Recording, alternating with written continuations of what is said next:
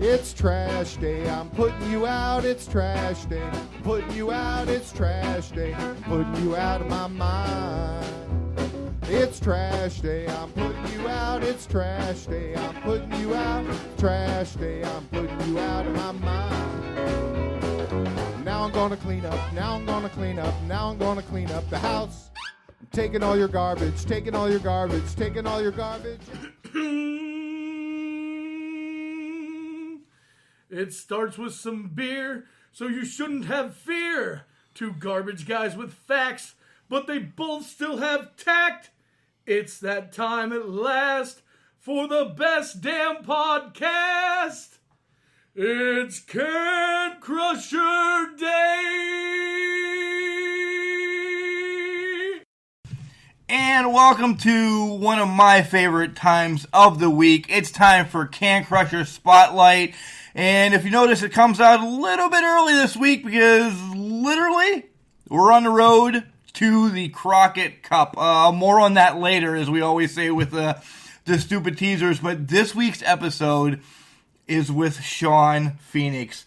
We're out promoting Rise from the Ashes, May 10th in Lamont Furnace. Check it out. We have everything tagged on our website that'll lead you to their website. Stomp Out Cancer, pgh.com. Tickets are getting scarce, guys. It's $20 to get into this event, and all the proceeds are going to go to Shawn Phoenix. And we talk about this during the show, what it's going to help, what it's going to do for him.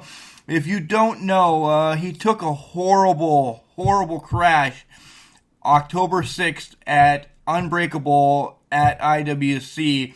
And Unbreakable comes up in the interview with him as well. Guys, I just sat down and did this, and Shawn's such a great guy for what he wants to do to help others because they're helping him. We talk wrestling, but the gist of this is help Shawn. This is what it's all about. Get your rear ends in gear. Get to Lamont Furnace on May 10th.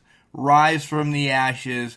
We'll take a quick break. We'll hear from Collar and Elbow, and then we'll dive into the interview with Shawn Phoenix. Guys, it's amazing. Wrestling. A love and a passion we all share. I've started a wrestling brand. The wrestling brand. A brand founded on the aspects of wrestling. Two entities working together to create a product that connect emotionally for people everywhere. Collar and Elbow is the brand. Passion and love for wrestling is the drive. I am Al Snow, and this is Collar and Elbow, the wrestling brand.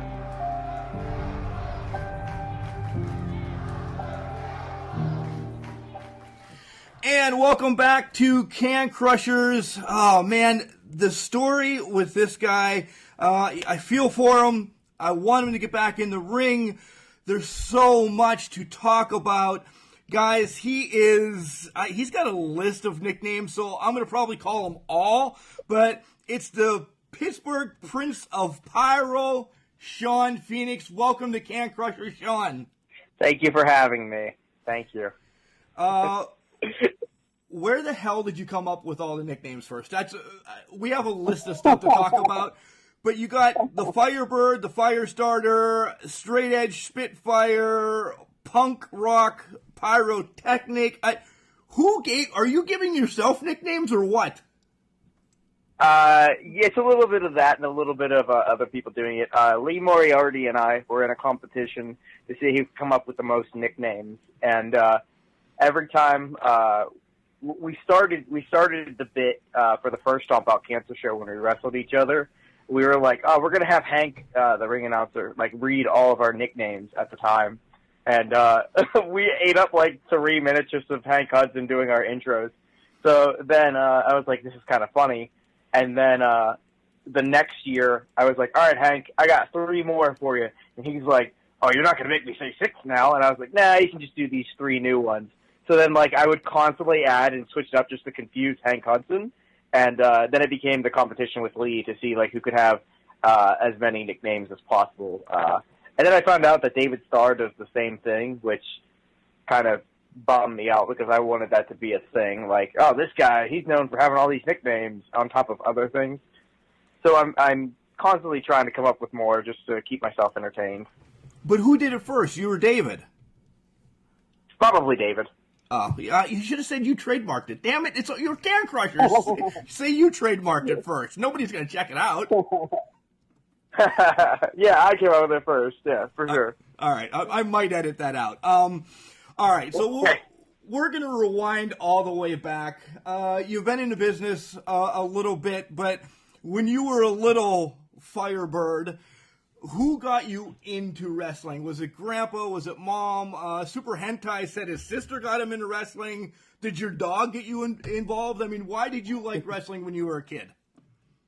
Okay, so my story is a little bit unique because I was a child during the Attitude Era, and I am the oldest of 4. So about when the Attitude Era was booming, all my friends were talking about, I was probably no more than 8 or 9 years old, and my parents didn't feel comfortable with that content being on television, and they didn't want it to, reflect on us. Like, we weren't even allowed to listen to, like, rock music or anything like that just because of the advertisements and stuff. So they were kind of good parents in a sense. Not that my friends' parents were not, but, like, they had their finger on the pulse, and they didn't want us to be exposed to anything that would influence us in any negative way, and I can't hold that against them. But I remember one time I was playing outside, whatever, on a summer night, and my neighbor's mom yelled out to us that wrestling was on, and we went inside, and I remember it was The Undertaker versus Stone Cold at SummerSlam 98, I believe it was, and I thought The Undertaker was the coolest looking thing ever. Like, Stone Cold was on top of the world back then, and my neighbor really liked Stone Cold. I mean, he was a wrestling fan. But I saw The Undertaker, and I thought, like, this guy's like Darth Vader and Batman, like, mixed into one. And that really, like, took me back, because I just thought it was just wrestling. Like, I didn't really know they had characters. But then, like, I knew that I wasn't allowed to watch it, and that was that. And then randomly, ironically enough, a couple of years later, we're flipping through the channels on our black box, and we stumbled onto SummerSlam 2001. This time it was Kurt Angle versus Stone Cold Steve Austin again, and we knew that Kurt Angle was a Pittsburgh guy, and we kind of, like, begged our parents to let us watch it just because, like, now we had leverage. We were like, yeah, he's from Pittsburgh. He's a good guy. He doesn't even swear, which we didn't know whether or not that was true or not, but we were just, like, saying whatever we could to let us watch it because we wanted to watch it. And my dad, he caved, and we had to promise to never do any moves on one another or anything like that, which we obviously broke that promise. But then I was hooked that night. I was really into it. And then Raw was the next night, and it was the night Kurt Angle came out on the milk truck, and that blew my mind because, like, that was literally the last thing I expected, and I was so hooked. I was like, oh my God, literally anything can happen. This is crazy. And then I felt like I was late to the game because, my friends had a couple of years on me of being wrestling fans that I needed to catch up on all the knowledge, and I soaked everything up like a sponge, buying magazines and stuff like that. Then I started watching NWA TNA just because it was more wrestling. And it was, during this time, it was, like, oh, I want to be a wrestler just like any kid wanted to. But then I heard a commercial on the radio advertising a show that had TNA guys, well then NWA TNA, AJ Styles, CM Punk, Chris Sabin, and I was like, oh my God, those are the guys I watch on TV, and they're 5 minutes from my house. So I went to my first indie show in 2003, and it was that moment that I realized I can be a professional wrestler, and have been involved with wrestling ever since. So the milk truck, we got to stay on that because that's actually one of my favorite moments. We've seen the beer trucks. We saw, anything else, monster trucks, this, that. But when Kurt brought that milk truck out, I'm like, wait, what the hell is he going to do with the milk truck? What's he going to do? Yeah. And then milk is spewed everywhere. It was glorious. It really was. Absolutely. The best part was they were hyping up all night that Deborah made cookies for the Alliance, and Jim Ross dropped the line, "You can't have cookies without milk." And I was like, yes. Oh my God, that's so funny. And I loved it. I don't know how they did that. Like, do you think they warned the crowd that, like, there's a chance you're going to be, like, sprayed with something? Like, do you think they knew? Yeah, it wasn't like a Gallagher, where it would smash pumpkin or watermelons or everything. They'd give you a tarp to be under. I don't know, but the crowd was soaked. I mean, they show it all the time on the network. They were drenched. Yeah. Yeah. And then I heard the story that Kurt forgot to bring an extra pair of socks, so he had to fly back home with soaking wet socks, but not just, water, with milk, so he smelled like milk the entire time. Like, that's funny. I probably would have not worn socks. You can do that, right? That's what I would have done. Yeah, I would have just taken my socks off and thrown them away. Right. Stone Cold, The Undertaker, Kurt Angle, but you're not being mean or anything. You're none of them. So where did you come up with Shawn Phoenix? Was it? I'm going to leak right now. Was it the Hardy Boys? Did you like them or what? Well, yeah. I mean, I think every kid in the '90s liked the Hardy Boys. I grew up with BMX, motocross, and inline skating, skateboarding. The new metal lifestyle. So, like, had already been, like, dyeing my hair and stuff like that. That wasn't anything new. Like, the Hardy Boys just seemed like, an extension of my friends. But I really liked, I also really gravitated to, like, the backyard wrestling videos on well, geez, back then it would have been Kazaa and LimeWire. Wouldn't it? I almost said YouTube. I think so. It was not YouTube. It was not YouTube. So I really liked that. Like, I always, and then, like, CZW, I was really into just the act, because once again, I grew up with the Jackass generation. So that wasn't really out of the realm of stuff that I wasn't already doing with my friends. So, like, we would, like, make, like, tables out of plywood and chairs and, like, spend a Saturday afternoon just, like, going through any move we could think of and just slamming each other through these makeshift tables. And then going to school the next day, and, like, we were, like, legends at, like, oh, man, what'd you do this weekend? Like, whoa, I got suplexed through a table. Like, what? You're crazy. So there was that little, like, adrenaline rush of, like, stuff like that. So, like, I always was naturally a risk taker, like, with the sports, the motocross and stuff like that, and having a trampoline. But then, like, I knew, well, then when I went to my first IWC show, I saw guys like Super Hentai, Dirk Ziggler, Matt Cross, which that actually blew my mind, seeing M-Dog 20 and Josh Prohibition, because they were in the Backyard Wrestling video game, and I had no clue they were real people. Like, I just thought they were for the video game. So I was like, what? But they weren't they weren't that big, so I was like, oh, I could totally do this. But I knew I wanted to be a high flyer. That's just what I always wanted to do. And, like, I was always kind of like a smaller guy, so it kind of worked out. But I knew I wanted a name that reflected high flying. So I was thinking like an avian-like name, like something related to a bird. And then I also was a big fan of Hayabusa, too. He was a big influence on my career. So I came up with Phoenix, and I really, because this was back before anyone was using it, I was 12 years old. And I really liked the imagery that then you could play off of Phoenix. You could do fire rising and stuff like that. It wasn't just saying, blank pelican or blank seagull. Like, now you have all these iconic images. And then I didn't want to use my real first name, so I went with Shawn, because to pay homage to Shawn Michaels, who was a small guy, obviously, and paved the way for guys like me, and I like the way it sounded, and I've been Shawn Phoenix since 2002. Yeah, it does have a good ring. You said so much there that I just listened. But when you were doing backyard, did you ever do, like, Japanese style backyard? Did you guys ever go through, like, fluorescent light bulbs? Did you get the barbed wire out? Were you that much of a risk taker? No, we weren't doing that.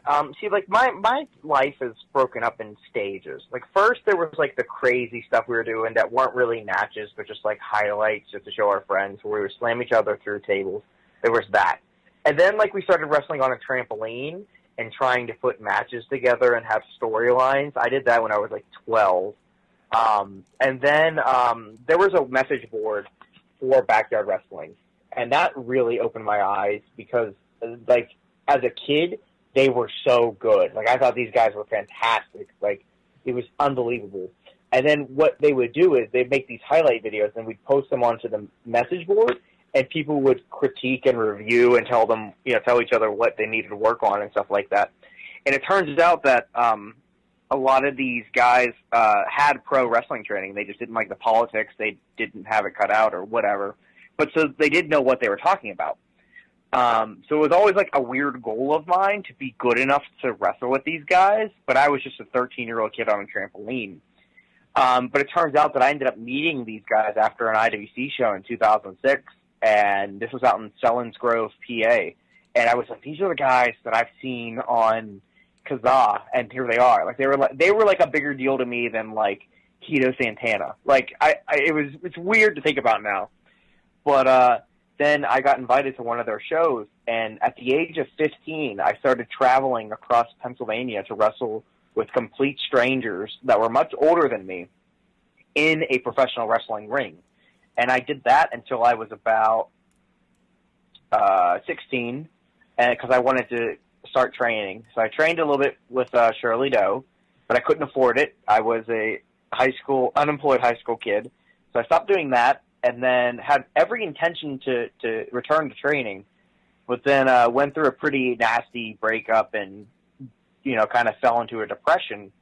And I didn't really know what to do. And the only thing I knew was wrestling. So I started backyard wrestling again at the age of 18, and I did that till about 21. But at this time, it was really weird because now, like, my generation of those older guys, like, they were all, like, done wrestling. Because at that point, they would have been, like, 26.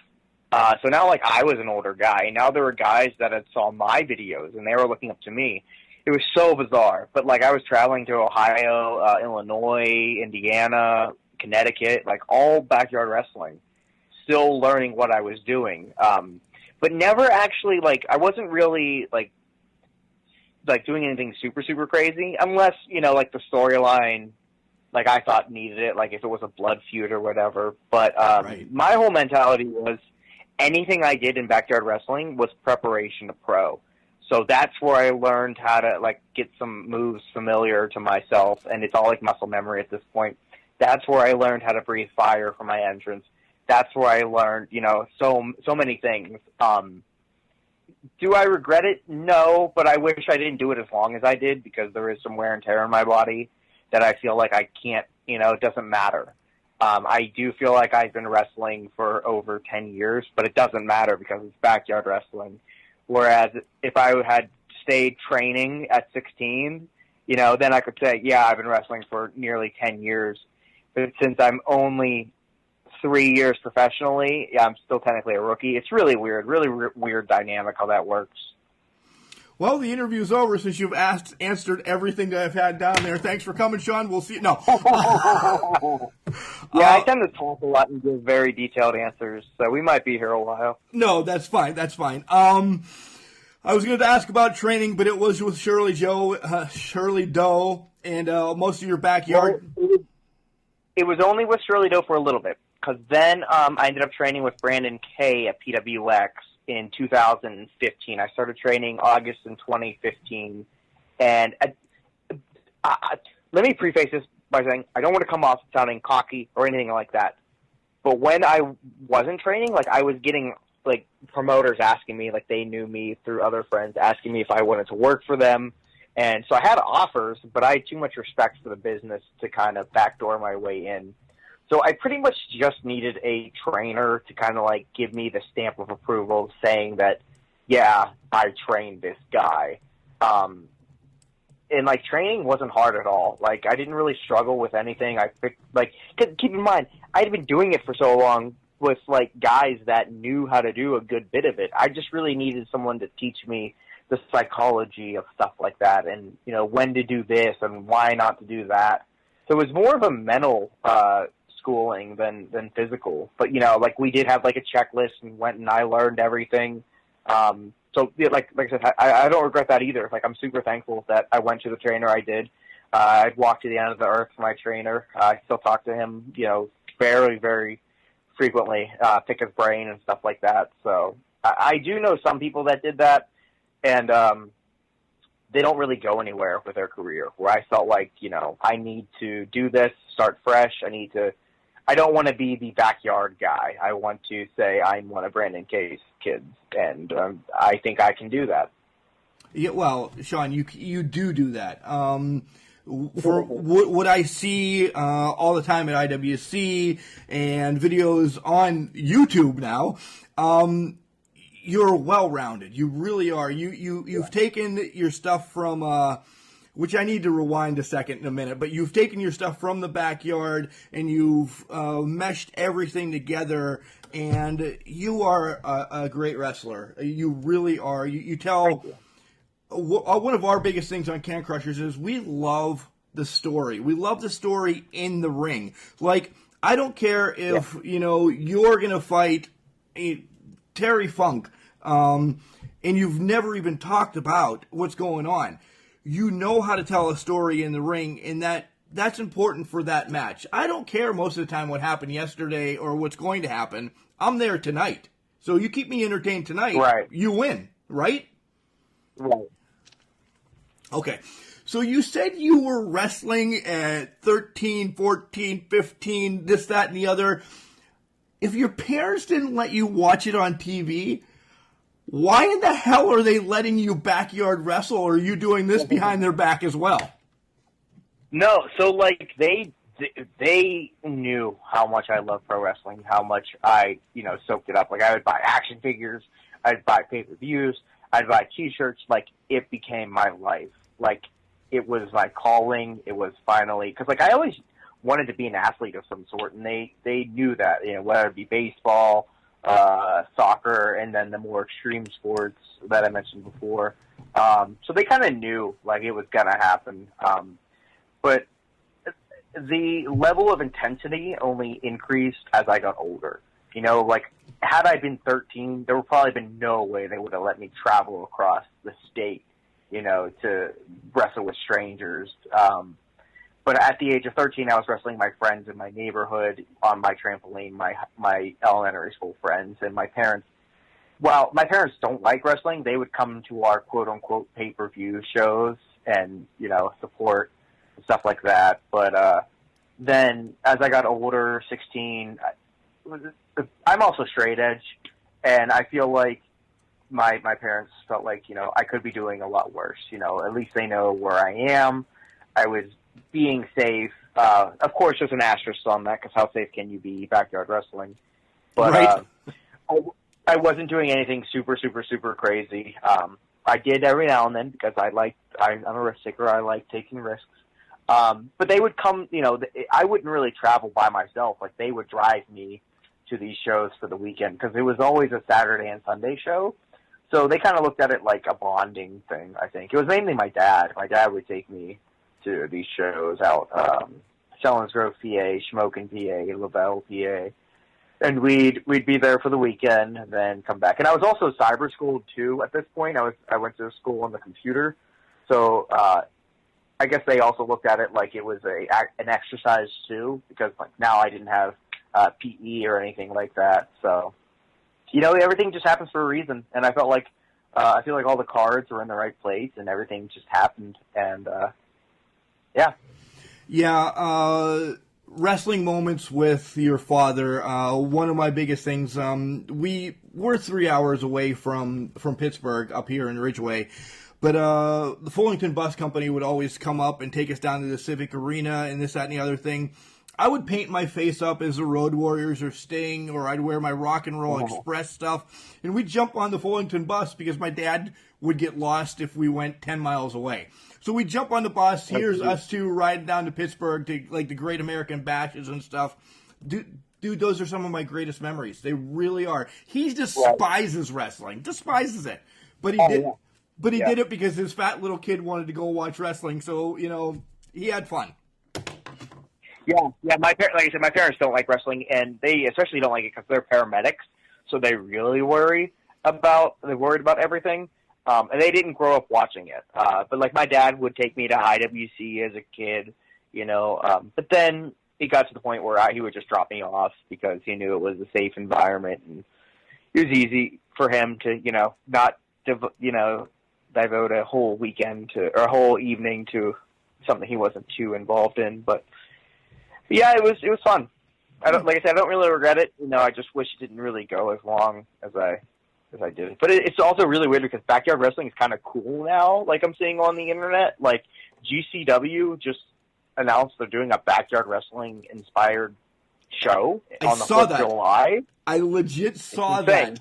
Yeah, like it's now. It was taboo before, right? That backyard wrestling. Now it's YouTube. I mean, it's what it is. You can get anything on YouTube, and that superstars are made there.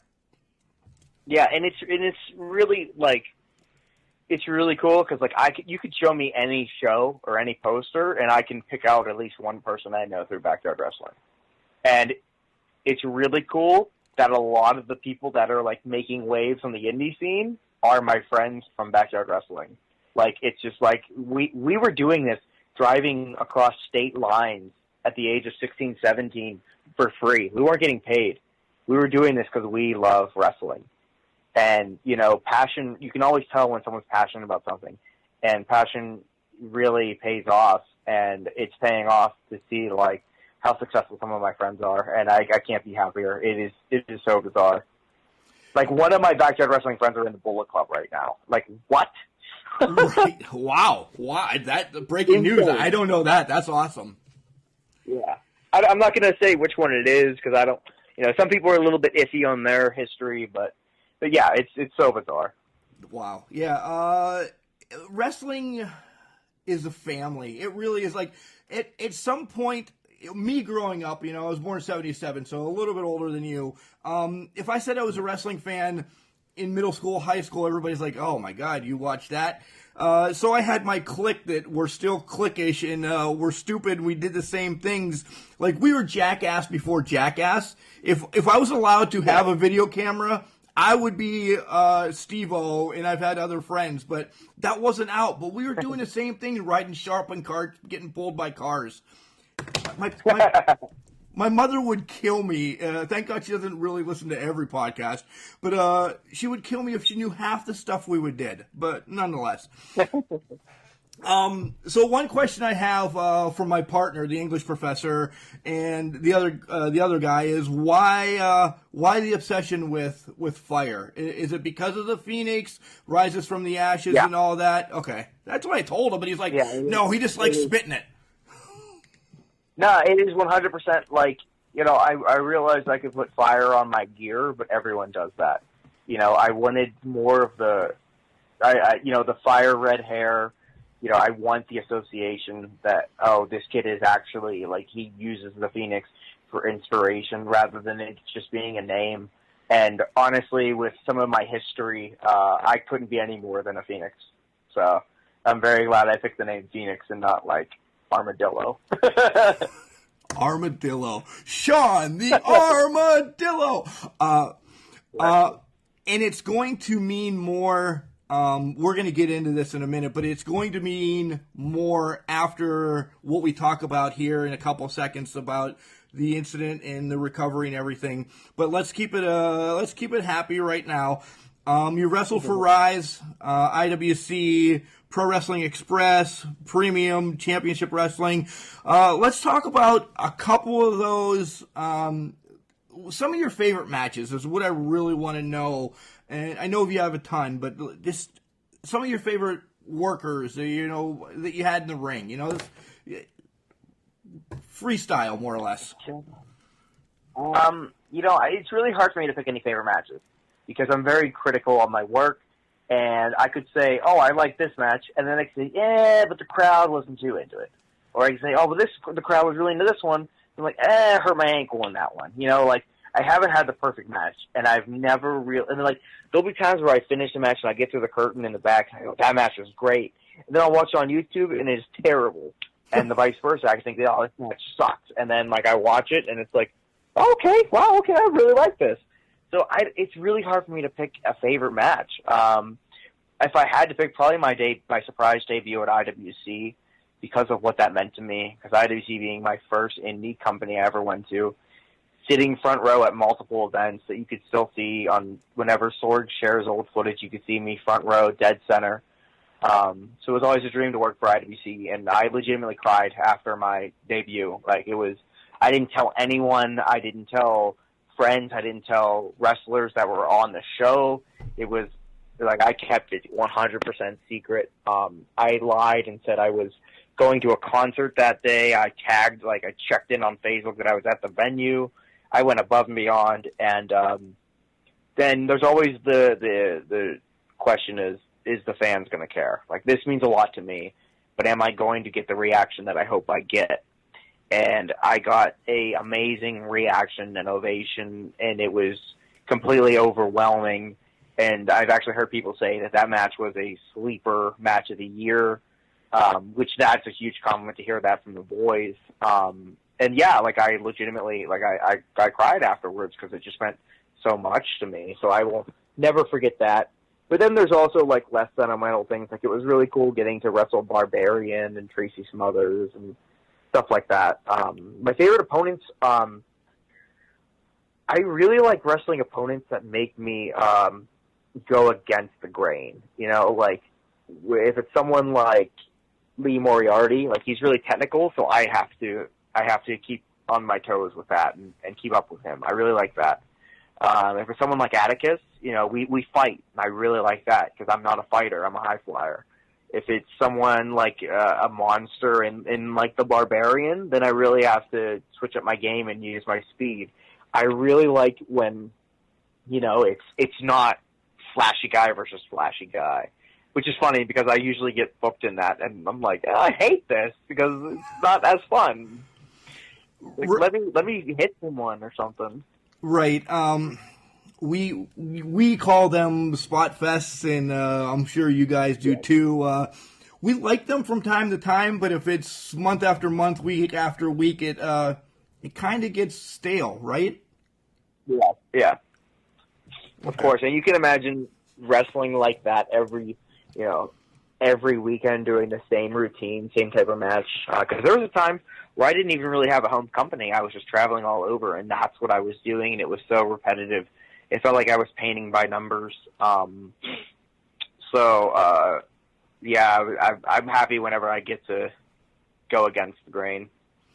Yeah, and that IWC debut, we were in attendance, and the roof got blown off. It was unbelievable. That was my first image vision, first time seeing you. So I kind of was like, to the guy next to me. He's like, holy shit, you don't know who this is? And I'm like, well, you know, we know IWC, and he's never been here. We don't know who the hell this guy is.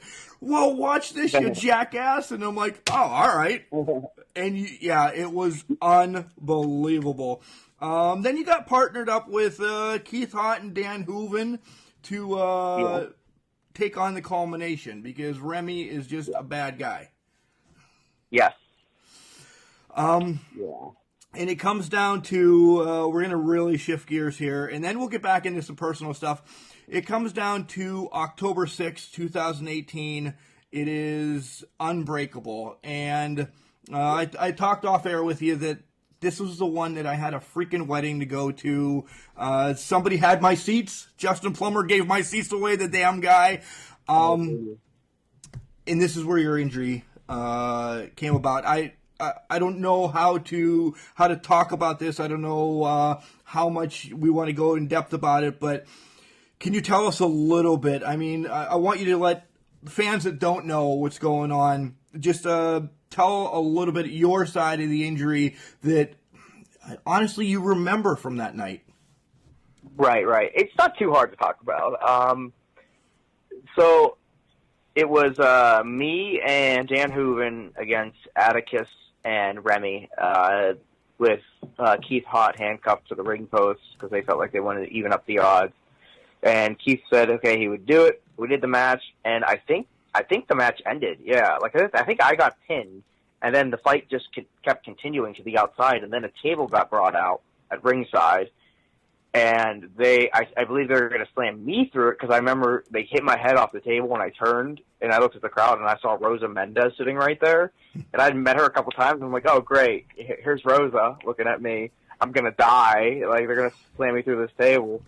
But then, like, I fought back, and then I remember we laid Atticus down on it, and I was on the top rope, and the 450 splash was my finish. It's something that I've been doing since I was on the trampoline, something that I've never really messed up. There's times where I've kind of, like, overshot. That's when a ring has been broken or something like that, but it is my bread and butter. I feel so comfortable doing that. And I remember standing on the turnbuckle. I wasn't even standing on the ropes, which played a huge factor into what happened. And I remember putting my hands behind my head and getting ready to jump, and then the next thing I know, I'm on the floor surrounded by everybody, not knowing what happened. It was an instant, jump from A to B. There was no, like, sleeping, no dreaming or anything like that. Very confused about what was going on. I remember I couldn't hear anything out of my left ear. That was the first concern, and my head was killing me. I kept asking what happened, and they were telling me that I fell, I hit my head, but I wasn't really comprehending it. And then I remember vomiting blood, and that's when I was like, oh, I'm really hurt. And then, they're asking me, is my neck hurt? Does this hurt? Yada, yada, yada. And then it seemed like 2 minutes later, the paramedics were there and putting me on a not a gurney, but like a board. Yeah. Yeah, well, they first put me on a board. They put me, in a neck brace and everything like that. And I was like, wow, I am really hurt. But, like, it didn't really, like, sink in. Like, I knew I was hurt, and I knew I was in pain. But it didn't really hit me that I was like, oh, I have to leave. I'm in so much pain. Like, nothing was making sense. So they put me on the stretcher, and I remember my arms went limp. And I was like, oh, this is not good.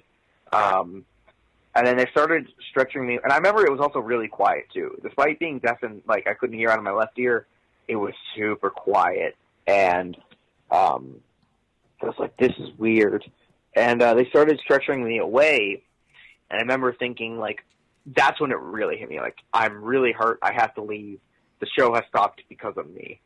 So I was thinking, like, okay, do I do the thumbs up that every athlete does when they're being stretchered away? And then I was like, internally, I was like, nah, that's so lame. I'm too cool for that. So I did, like, the rock-on symbol, like the index finger and the pinky. But I'm like, yeah, that's more my style. So I did that, and the crowd erupted, which is good because I knew I have now been told that a lot of people backstage had no idea what happened. They knew I was hurt, and the referees were cleaning up all the blood. And whenever the crowd erupted, that let everyone know that I was okay. So they put me in an ambulance, and my mom was there, and my dad was there. My dad was at my merge table, and my mom was in the crowd with my aunt and uncle and my sister. And Andrew Palace told me that my dad just kind of, like, walked backstage, like, on his own accord. Like, he didn't ask anyone. He just casually walked backstage. And they were kind of like, who the hell is this guy? But he was like, hey, guys, I just want to let you know, he hit his head. He's going to be okay. A little bit of concussion, but they don't think his neck's broken or anything like that. So, yeah, just be safe tonight. And they were like, oh, okay, I guess that's his dad. Cool. And they were like, well, they were really glad that he did that, which I just think is funny. He's just like, okay, I have to go backstage now because, he is a paramedic, and that is, like, his instinct. But I was in the ambulance, and my mom didn't know what was real and what was part of the show. And she thought the whole thing was part of the show. And, man, that sucks. I was on the stretcher. I had 2 IVs in both arms, had a neck brace. I couldn't move, and we make eye contact, and she's like, is this for real? And I was like, I have no idea what's going on. And then she left. I think the medics told her she couldn't be in the truck. But then she started walking to the car, and then she said she heard the helicopter. And she said that's when it hit her. Because, once again, she's a paramedic, too. And she knows helicopter is a life or death situation. So they ended up taking me with the lights and siren on. And I know from being a child of medics that if a ambulance ever leaves the scene of an accident with the lights and siren on, it's once again a very serious issue. So I was like, that's not good. I'm hurt. And then the next thing I know, like, we stopped, and I was like, there's no way we're at the hospital or anything like that. Because, like, knowing where we were and living in Pittsburgh my whole life, I'm like, there's no way we're at any hospital. And it got really cold. They took me out, and they loaded me into a helicopter. And I was like, oh, this is really bad. Then I want to say maybe threw up in the helicopter. And it seemed like we were in the air for about a minute. And that may have been because I was drifting in and out of consciousness. It may have been because we were flying so fast. I don't know.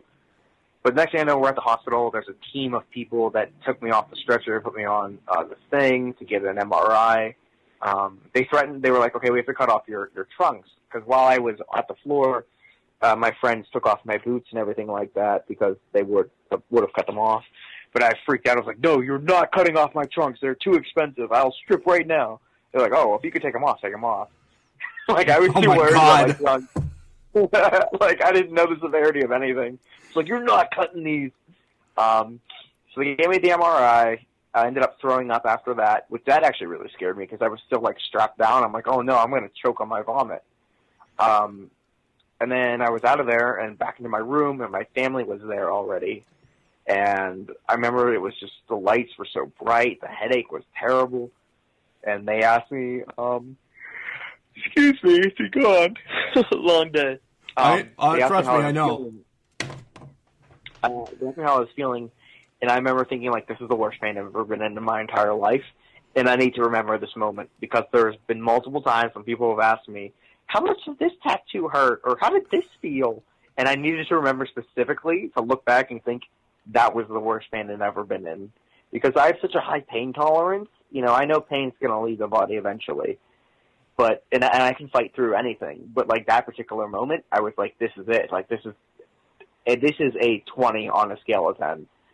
And then the doctor came in and told me that I broke my skull and I had a brain bleed, and I didn't believe him. They also said that I had a slight concussion, and I felt like, yeah, I was in the worst pain I've ever been in, but not broken skull level of pain, not bleeding brain pain, you know, I'm like, yeah, I'll be fine. And then my immediate thought was, I need to come up with a way, because I was booked on Black Diamond the next day, Sunday. And I was like, okay, I'm probably not going to be cleared the rest of tomorrow. What can I do to still be on the show? Little did I know that I'd be in the hospital for 6 days. But they moved me to my room, and I was like, wow, I actually have to stay at the hospital. I never had to do that before, and I was like, this sucks. Like, it does suck. Yes, it does. Yeah, so I was in the hospital for about 6 days. I couldn't sit up without the whole room spinning or anything like that. I was leaking spinal fluid from my ear, so they had to put a catheter in my spine, and they gave me like 8 injections so I wouldn't feel it. And brother, it felt like they were putting a tank in my spine. It was the most pain I've ever experienced while numbed. It was so painful. Oh my god! But it was right in the lower spine, and I had to sleep at a 45-degree angle to pull the spinal fluid down to the catheter. And if that didn't work, I would have needed brain surgery, because essentially I had an open canal straight to the brain. So thankfully, I avoided that. And then once the catheter got removed, they wanted to see. I was supposed to transfer to another hospital to do inpatient physical therapy for the concussion because my balance was all thrown off. But I was making incredible improvements. I ended up not needing it at all. So once the catheter got pulled and I didn't need that second hospital, I was good to go home. And went home, tried to sleep because my sleep schedule was all thrown off. Couldn't sleep. So the first thing I did was I got into the wrestling ring. For real? Because, yeah, I got into the IWC practice room. I couldn't walk without assistance. I felt like I was on a pirate ship. I still had an incredible headache.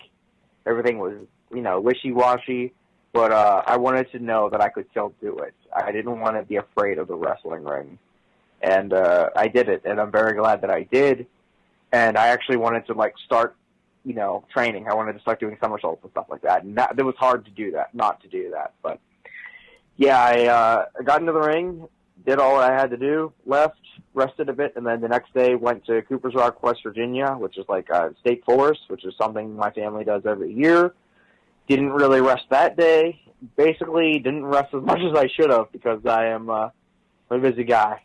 But yeah, this was in October. Thought I'd be in the hospital for a year. I was only in it for 6 days. You're freaking ballsy to get. There's no other way of saying it. To get right back in the ring. I mean, injuries are injuries, but your brain was damn near out of your head, and that's I hate to say it like that. And you just the first thing you want to do is get into. Well, your first thought was, how the hell can I get the black diamond? Right. And then like throughout the week, it was like, okay, how can I pay for these bills? And I was thinking of ideas for my T-shirt design and stuff like that because I'm a creative guy, and having that outlet every weekend of wrestling, I get to express that.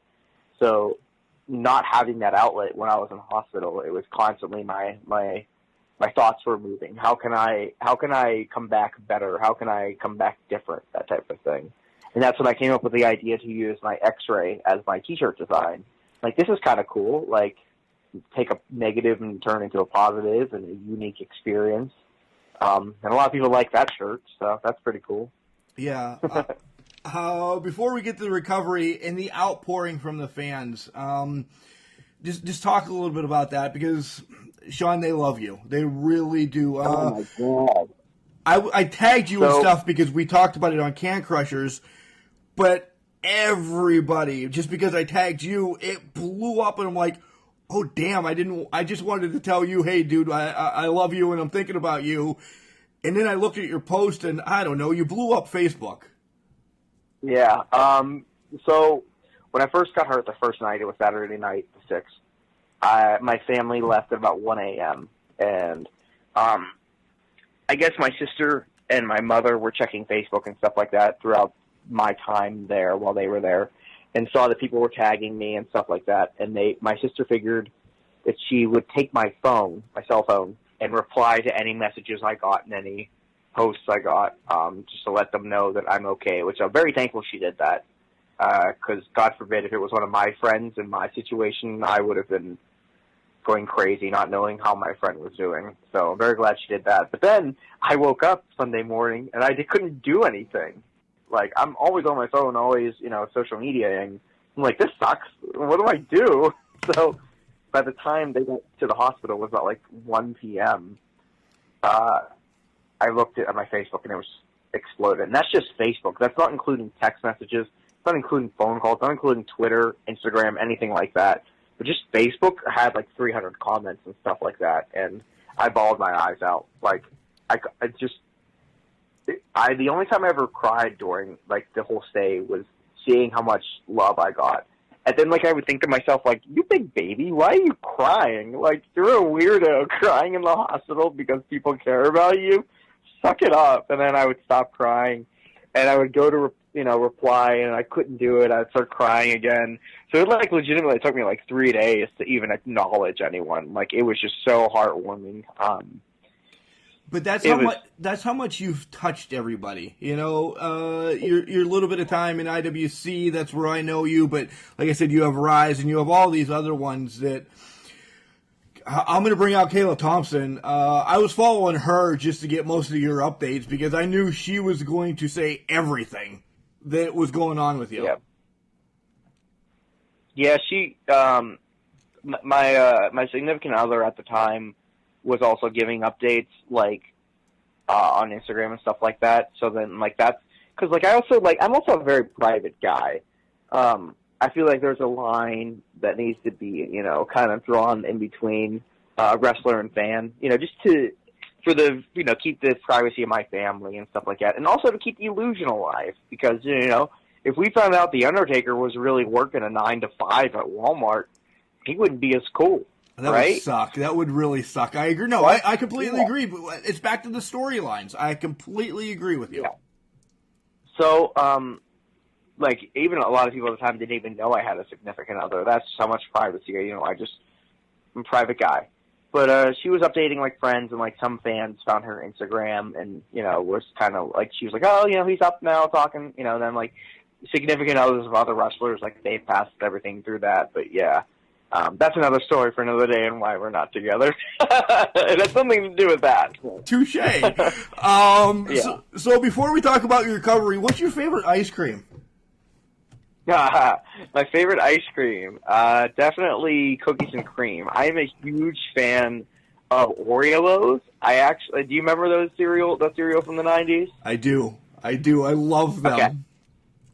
Okay, not a lot of people do. They were only active from like 97 to 2007, and then they deactivated, they pulled them from the shelves.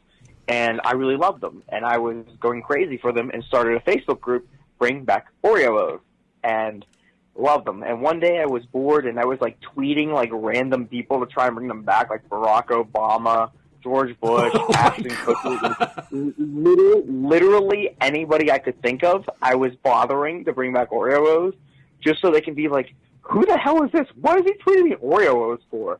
Like, I think I tweeted like Elton John and be like, oh, I love Goodbye Yellow Brick Road, but not as much as I love Oreos. Please retweet to bring them back. Like, it was bizarre, but I do things to make myself laugh.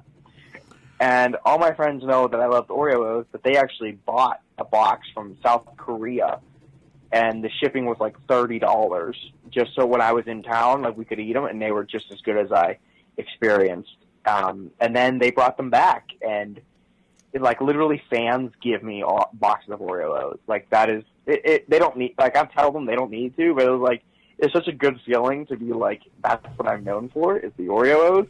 And it's always nice to have a snack on the way home from a show. But I'm not an Oreo fan. I don't like the cookies, but I like, the flavor. I like cookies and cream ice cream. I like cookies and cream milkshakes, stuff like that. So definitely cookies and cream ice cream. What about you? I'm generic. I really just like strawberry. I was going to talk about cereal. I am a big cereal buff. Like, I don't want bran flakes. I don't want Wheaties. I am sugar to the max cereal. All-time favorite cereal is Fruity Pebbles, but they just made a Pop-Tart cereal. Do you like Pop-Tarts? Oh, yeah. No, I never really got into Pop-Tarts. Okay, well, don't try the Pop-Tart cereal. It's got a waxy, sugary taste. I had one this morning. First of all, they're hard, so they have to soak so damn long. And then if you bite too early, they rip the roof of your mouth off. They're shitty. Yeah. They're horrible. So here's the thing. I eat cereal like snacks. Like, I'm not like a huge junk food eater. Like, I'm not a big potato chip guy or donuts, but like, I like cereal and I eat it dry as like a afternoon snack because I'm a psychopath, clearly. So like, I like Oreos dry. I like Frosted Flakes dry. I like Lucky Charms dry. So to hear that, like, you need milk for this what are they called? Pop-Tart. So it's a Pop-Tart cereal, yeah. Yeah. So to hear that you need milk for that, I probably would not enjoy them at all. I didn't eat them dry yet because I'm telling you, it's a wax almost. It's a sugary wax on them. And like I said, I like straight up sugar cereals. But I don't know. My son wanted to try them, so I had to do them first because Dad is the fat 42-year-old that eats cereal for a living. So, nonetheless, all right, let's get on another random question coming later. But recovery. How? Also, real quick, Colin. He actually has like a cereal store in New York that I really want to go to. Really? Yeah, I think he still does. Yeah, I forget what it's called, but we need to make a road trip then. Yeah, I think Pop Rock is what it's called. It's like all these different cereals. Yeah, I really been wanting to check it out. Yeah, maybe. No, that's fine. Maybe we need to get together and go talent scouting and stop up there in New York and get some cereal. Absolutely. All right. So, how's your recovery coming along? Let everybody know about that. It's going good. I feel good. Doing physical therapy and stuff like that for the concussion. Like, I improved so quickly. Like, I couldn't walk without, I had to constantly touch like a wall to walk down the hallway, and I had to walk slowly. Now I'm going on walks on nice days, by myself, walking my dog. The only real issue is I have a little bit of vertigo still, mainly like when turning my head too quickly, or like for example, if we hit a pothole in a car and it kind of rattles my brain, I feel it really. But other than that, and the constant, the obviously being deaf in the left ear, that'll never come back. That's the biggest issue, is being deaf in the left ear. That's the biggest change. But the little bit of vertigo is pretty much all I have left, and I'll get like a headache every now and then, but it's not even that bad, So I feel good. I feel really good. I feel so good that it sucks sitting on the sidelines at shows that I'm just hanging out at now, because I never really missed any shows. I would still go hang out backstage because that's what I live for. But it was easy to be like, yeah, I still don't feel good. It's a good thing I'm not wrestling. But now I feel so good that it's it hurts to be like, I can't wait to do this, and I can't do this right now, and this sucks, Right. If I didn't feel this good, it'd be easy to swallow. But so that's good, right? But that's good, yeah. But so you're ready. It's a horrible analogy, but you're ready to run a marathon right now. But they're just saying no. So I know this is the tough question, and I know you still have more to do. But timetable, has any doctor given you a timetable to say, hey, October 6, 2019, you can come back and kick Atticus' ass? No. So the good news is. Well, the doctor that scared me the most was the concussion doctor, because I knew a broken bone can heal. I knew my brain stopped bleeding when I was in the hospital, but concussions are scary, and we don't know how they're going to be. So if there ever was a doctor that would say, you're not wrestling ever again, it was the concussion doctor. So when I went and saw the doctor, I did an impact test, and he was so happy with it, he said that he would clear me within a month if it wasn't for the other things. So the concussion isn't that bad. It's just the remaining vertigo now. So now it's I'll get cleared by one doctor, and there's still 4 more doctors that I need to go get cleared on. But it seems like I'm so close to the tail end. It's pretty good. But nobody can really give me an estimated time. It's really. And also, even if they told me, I could wrestle next month, I would probably really play it by ear. No pun intended. I would, That was bad. Sorry. That was... that wasn't intentional. If I'm still feeling dizzy, and I'm back, or I said I'm coming back tomorrow and I'm still dizzy, that might not be good, I want to feel 100% before I come back, Right. That was my next question. You get cleared. Let's say tomorrow you get cleared, you have a doctor's appointment, and Dr. Baker, hint, hint, says you can wrestle this Saturday. Do you take a month off and get back in the ring and beat up on Hooven, or, go to IWC's practice facility and get your hone back to where you want it?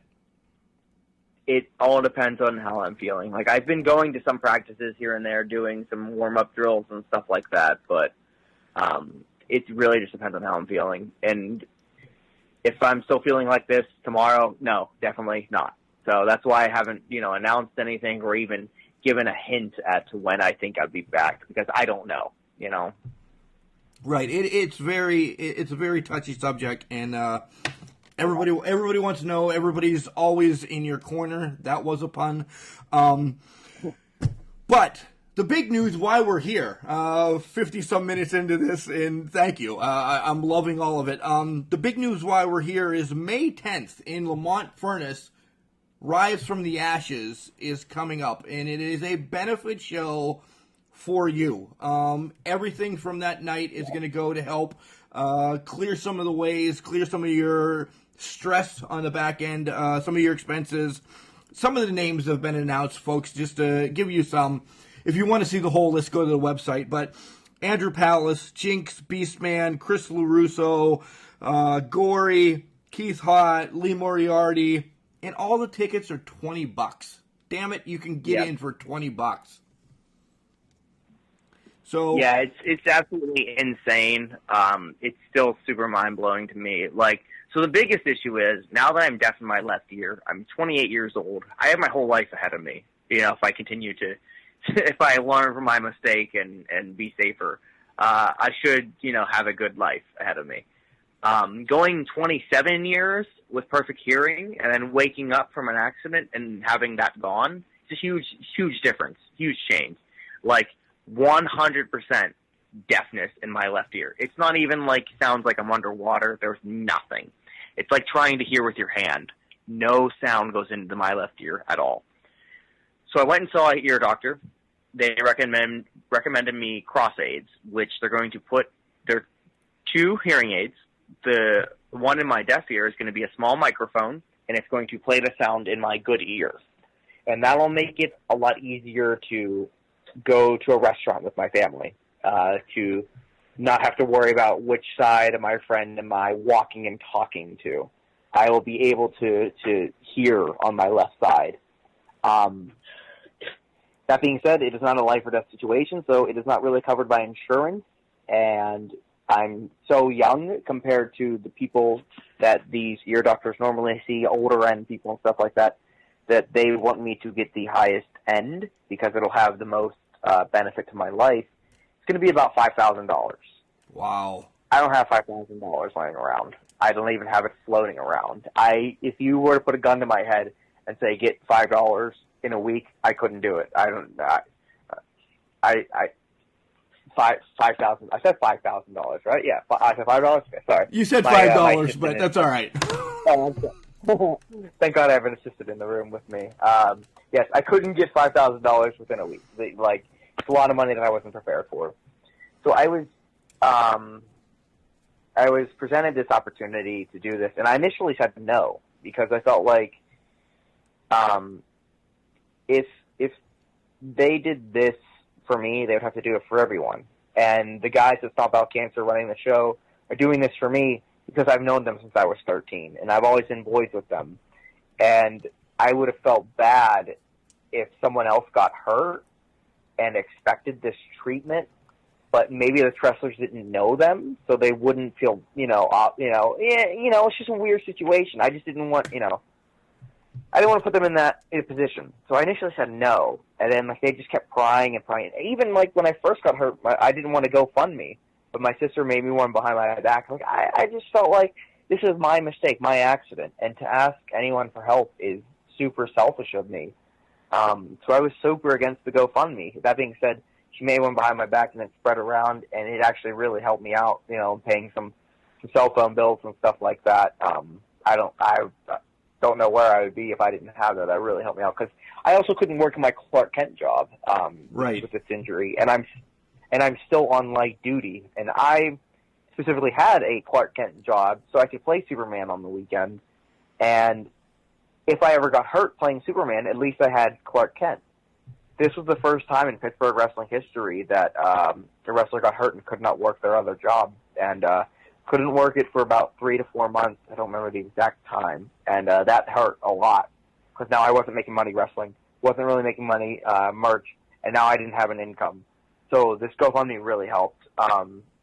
So I was really against that and really against the thing, but then I talked to G. Raver, and he told me he actually broke his skull too a while ago, and they did another company back then in his area did a benefit show for him to really help him out, and it really put it into perspective that this is a brotherhood, and I'm not getting any special treatment, and he told me I wrestle on so many benefit shows that it's only fair to receive some help every now and then, and really, really cannot thank him enough for giving me an eye-opening conversation on the way back home from Chicago. So that's when I was like, you know what? If they want to do this, yes, because I would want to help my friends too. So we're doing this to pay for my hearing aids and any other lost wages or health insurance. Thankfully, I have health insurance, so the bills weren't too much. They were manageable. But I know, if you don't have health insurance, a ride in an ambulance alone is like $500. Then you had the helicopter. Then you had the hospital. Then you had all the medicine they gave me, et cetera, et cetera. So thank God I had health insurance. Right. Yeah, so super thankful. But this whole show is just super mind blowing. The fact that anybody wants to book this show means the world to me. the fact that we have an overwhelming response from the wrestlers, my friends, that are willing to donate their time for this, it chokes me up. Like, it is something that I never wanted to experience, but the love that I feel is insane, and everybody should feel the love that I feel without this accident. You know, like, if you had a chance to feel this ecstasy, this love, and be safe, everyone should do it, because it is insane. And we're actually, like, having to turn wrestlers away now because of the overwhelming reaction and reply. And I can't thank my mother enough for raising me the way she did, to treat everyone with respect and treat everyone with kindness and understanding. You know, they may be going through stuff, and go out of my way, because I genuinely care about other people. And apparently it's left an impact on some of my friends. And then you take in the aspect of, like, the fans that are willing to come see the show. It's just so mind-blowing. Like I said, I never wanted to be in this situation, but it's insane that this is happening to me. I never wanted to be the guy. I never envisioned my guy cutting a promo talking about my injury and why I can't wrestle. And I did, and it happened. And now we're doing a show because of it, and it's just so mind-blowing. I know at this show I'm going to be bawling my eyes out the entire time. That's awesome. I was just going to ask that. I'm like, are we going to get tears at this show? But it's the wrestlers, you know, you guys are a fraternity. That's no pun intended. Yeah. That just came out. You guys are a fraternity that have just bonded together. But I'm going to step back and be the voice of the fans. It's going to be sold out if it's not already. I've talked to Matt a couple times, and he's like, "Do you guys need any more? It's getting really damn close." I'm like, "I'm good. I'm good." You know, he's like, "This is going over amazingly." I'm like, "Well, great, because you guys."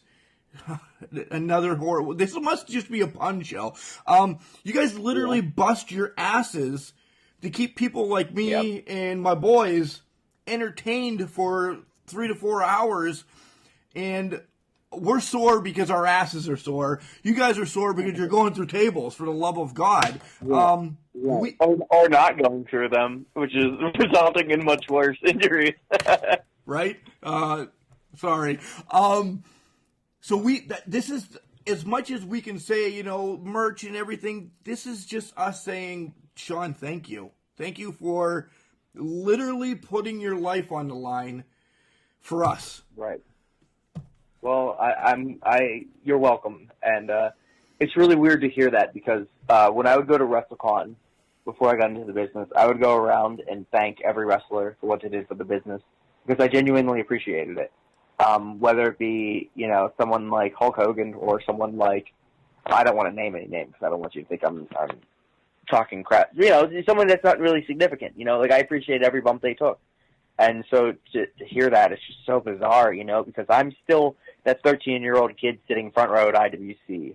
You know, it's just like, it's so bizarre. And like, to help out with this show and, like, suggest matches, and, like, a lot of these matches have never happened before, and, like, some of these guys have never wrestled in the area before, so I hope it helps them out. And then, like, my one buddy's a photographer. He's going to be coming. He's never done a wrestling show, so hopefully he gets some more work. I hope everyone can benefit from this. That's my goal. Like, I don't want this to be a show where I'm the sole beneficiary. Like, I want people to leave the show and think, wow, that was great. Like, I met this person, I sold this or whatever. And, like, I'm, like, super pushing, like, all the wrestlers to bring their merch, because, like I said, they're donating their time. They're not getting paid for this. I am working into getting them food for backstage, so that's the least I could do. But I want them to sell merch. You know, I want them to make money. So I hope that people can support the individual wrestlers, too, because I think, you know, I hope they get paid. But it's just, it's so insane, and it's getting close. Like, I can't believe how close we are. I know I'm going to be super stressed, even though I don't really have any responsibilities. Even though I'm not technically booking the show, like, I want it to go smooth. And there's going to be, like, 80 people backstage, and the backstage area is super small. I don't know how we're going to fit this, and we're probably going to have to turn away, like, other wrestlers just coming to hang out, just because of based on how small the locker room is. going to be insane. And I was also trying to get, like, some special guests at the show. I guess I can talk about it because it's not happening. I was working on getting Code Orange, Grammy-nominated Code Orange, to play at the show. Damn. I'm buddies with them. Yeah, just because, like, I wanted this to be, like, a show that... Because it's not technically a Rise show, but I wanted this to be, like, different. I wanted this to be fun and feel different. And, like, I'm still trying to push back the cutoff time. Like, I think the show has to end at 11. I'm trying to get it pushed back to 11:30, 12. You know, just not necessarily the show ending then, but, you know, we own the building. So I don't want anyone to feel like they have to rush any matches or anything like that, you know? Like, I want this to be a party. I'm trying to get Kaiju Big Battle to have a match, you know, big Kaiju monsters on the show. Like, I'm just trying to think outside of the box for this, so... So you want this to be a freaking rock show, more or less, a wrestling rock show. Yeah. If I had the funds, well, even though, like, there's no funds, if I could have my way, this would be an all-night thing. This would go 9 o'clock at night to, like, 6 a.m. with different stuff going on. Like, it's never been done before. No. But, like, this is the time to do it. This is the time to take experience, like, we could have wrestling from, like, 9 to 11, and then have, like, a concert at 11 to 3, and then have, like, video games on the big screen from, like, 3 to 5. Like, crazy stuff. Like, that would be so much fun. And it's a Friday. Like, let's do it. Fire Pro Wrestling up on the screen? Yes, I'm in. Right, yeah. That'd be so cool. And, like, nobody would have to be obligated to stay that whole time. But, you know, like, let's do something different. But obviously, not all that stuff is happening, but that's something my mind has been going up until this. It's like, what can we do different? What can we do to give everyone a good show? What can we do to make everyone feel like they're happy with their money that they spent? And what can we do to make the wrestlers feel like they benefited from this too? Which is, once again, too much stuff that I should just be sitting back and, you know, thankful for everything. But like I said, I need to get this creativity out of me. So. Right. All right, let's switch gears, guys. Again, that's May 10th. I'll talk more about it later. May 10th, it's on all my podcasts and everything. Stomp Out Cancer, pgh.com. Again, go to the website and you'll be able to see it. All right, let's shift gears a couple more minutes. I think it's Stomp Out. Is it Stomp Out PGH on Twitter? Oh, yeah, it is. I think, yeah, that's it there. Okay, yeah. Sorry. No, that's all right. I'll tag everything. All right, I always end this way. I have 2 questions. I'll ask them individually. Okay. I want you to, past or present, your all-time, who you want to fight, you know, in a match. Who your favorite opponent would be. Not your favorite. God, I can't even. It's getting to be 9:30. I don't know what the hell I'm saying. Dream match? Yeah, thank you. Jesus. Dream match. Who it would be against, any stipulation, and where? I got one of my dream matches already at the second Stomp Out Cancer show when I got to wrestle Super Hentai, who was my favorite wrestler when I was 13 years old. I had a little mask made. He was my guy. He was the high flyer guy that I really gravitated to. To this day, my email address pays homage to his name. Which I then learned was probably not the most professional email. nor should a 13-year-old have any type of, you know, what this is. I don't want to give out my email on the air, but yeah, so I got to have that match, so that's insane. And I actually really like that match, to answer that question from before. I really like that match. Didn't go the way I planned. I would have liked to have won, but he's a much better wrestler than me, and he's stronger than me, so he got me that time, but I would love a rematch down the line. As far as dream match that I never got, Paul London is one. He was my favorite in WWE and when he was in there, and now we're good friends. I was actually trying to get him onto the show, but he's currently taking a break from pro wrestling, but he would have done it had he not. I would love to wrestle Matt Cross. Once again, somebody plays on a video game, a backyard wrestling game, and he's a good friend of mine, too. We ended up befriending each other watching Danzig at Riot Fest 2013. And another story for another day. I almost died at a concert at Riot Fest. Matt Cross was there. I got trampled on and went unconscious, but like I said, death can't kill me. I'm unbreakable. Yeah, I've known Matt for a while.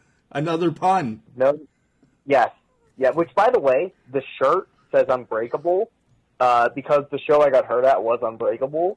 But, yeah, I broke my skull, and a lot of people were like, oh, you're not Unbreakable, you broke your skull. But the way I look at it is, like, my passion never broke. My love for professional wrestling never broke. My spirit never broke. If anything, it got stronger. So even though my flesh and blood and bone can break, my passion can't and all that. So that's where that comes from.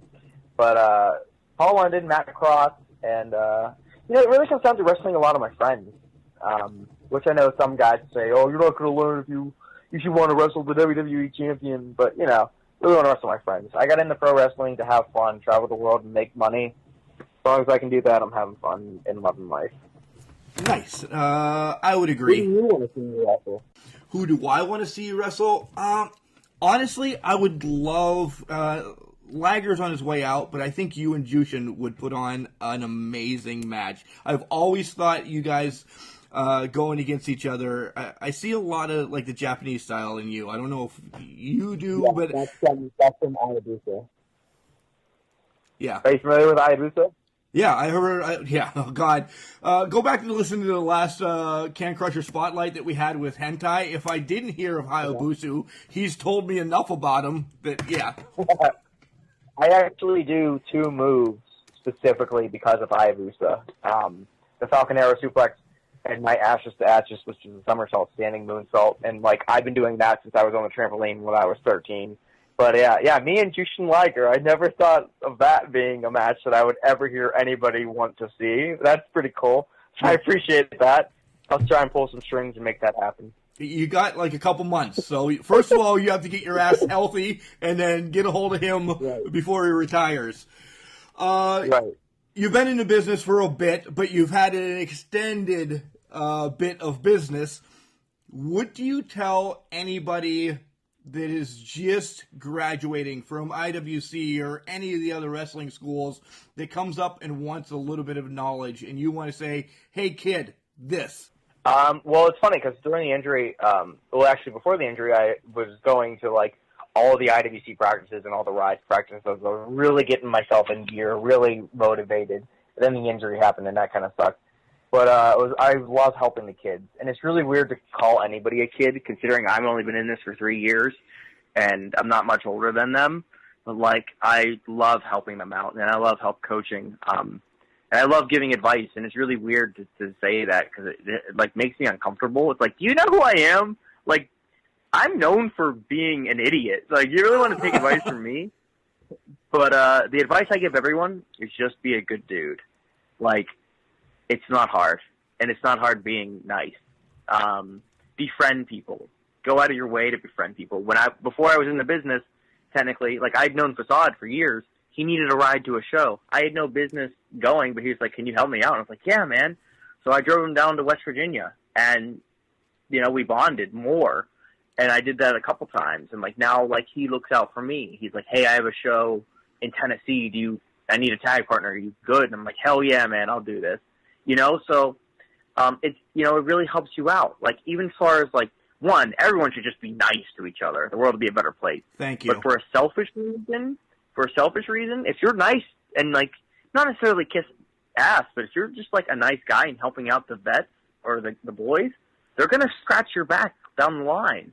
And I'm more likely to do that with one of the kids. If I need help, if I'm in a jam, if I'm like, hey guys, I need a ride, and someone helps me out, I'm more likely to return the favor to them than I am to go to someone that I've never associated myself with.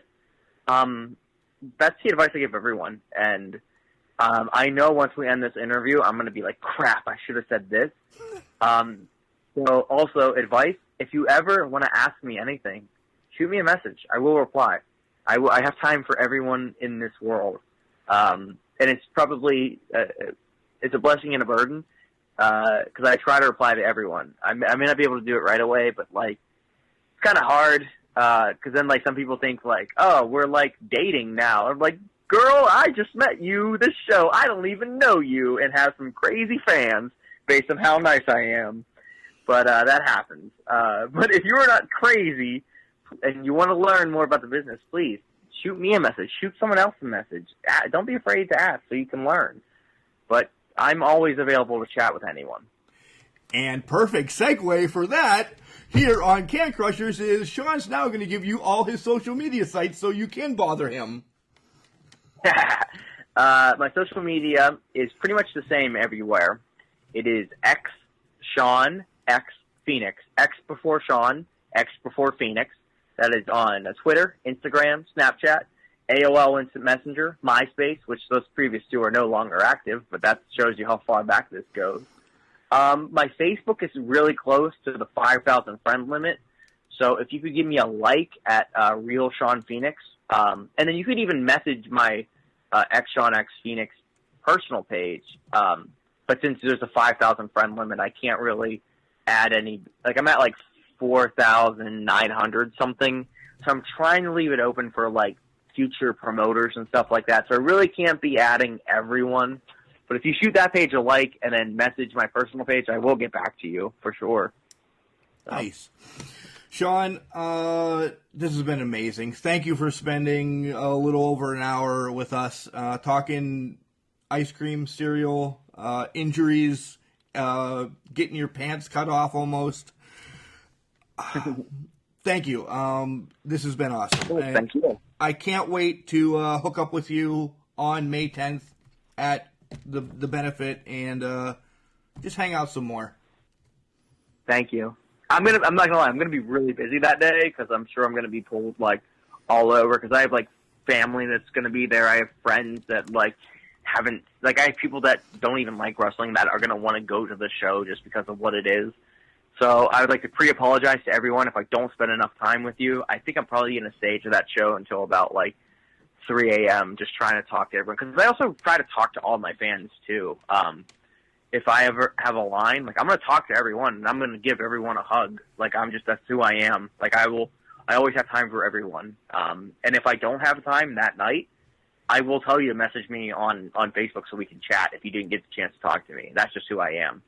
So I would like to apologize ahead of time. If I don't get the time, time to sit down and talk with you. I'm going to be pretty busy that show, but, please say hi, all of you. All right, Shawn, 2 weeks away. This is going to be posted on April 26th, so 2 weeks away in Lamont Furnace. Stop by. Tickets are getting scarce, so hurry up and get online and order them. Yes, please, and they go to a great cause. And the show is going to be insane, so. Yeah, Nickelback might even be there. Who the hell knows? Nickelback will be there. All right, buddy, thanks. Thank you. Okay, before I get anybody in trouble, Nickelback, I don't know, might not be there, but I was just throwing that around. I don't want to get Shawn into any trouble or anything, but what a redemption story. Completely not cleared yet or anything, but this guy might be dropping to Phoenix. In my book, he's going to be Shawn Unbreakable. His passion has not left. The stories, guys, the stories about the parents not wanting him to be in wrestling, get into backyard wrestling. And yeah, I see a lot of Jushin Thunder. I really do. I've always thought that. I think those two would put on one hell of a match. This was great. This was fun. And damn it, Super Hentai came up again. Apparently he's just going to be regurgitated over and over and over on Can Crushers, but a great friend of the show. So guys, have a great week and make sure you get out there. May 10th, Lamont Furnace, From the Ashes, a Shawn Phoenix benefit. You heard what it's going to be for. Gonna help this guy here.